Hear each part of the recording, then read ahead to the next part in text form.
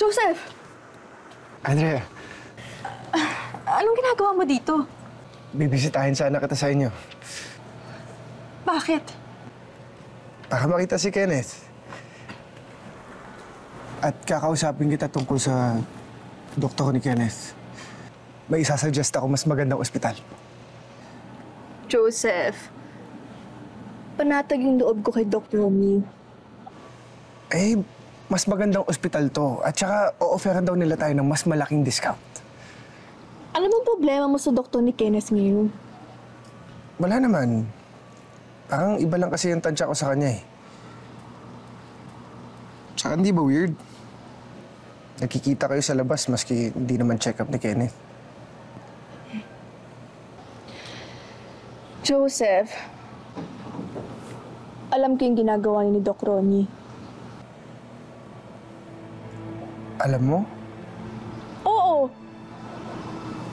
Binabakuran niyo akong dalawa, no?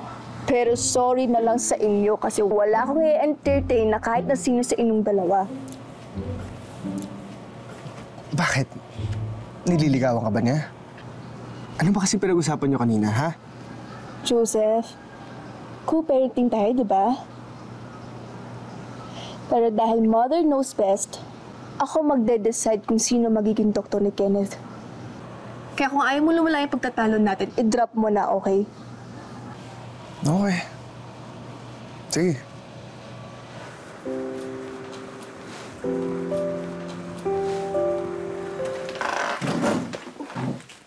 Nay, Daddy!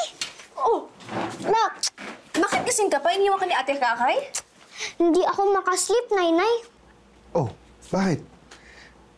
May masakit na naman ba sa'yo? Wala naman po. Ayos lang po ako. Basta pag may nararamdaman ka, sabihin mo agad kay Daddy, ha? At syempre kay Nainay. O siya, hindi ko na kayo papatagalin at para makatulog na kayo. Paalam. Sige, ingat. Daddy, akala ko po ba dito kayo matutulog? Nak, hindi pwede. Please, Daddy. Kahit ngayong gabi lang. Ang Nainay mo lang ang makakasagot niyan, anak. Nay? Nak, hindi kasi pwede eh. Sabi kasi ng daddy mo kanina, busy siya. Marami daw siyang trabaho. Parang wala naman, anak. Wala naman daw pala, Nay. Hindi, saka wala siyang dalang t-shirt, di ba? Meron naman laging dala si Daddyng extra t-shirt sa bag niya eh. Yay! Okay na, Nay? Sige na nga, kung yun yung gusto ng daddy mo.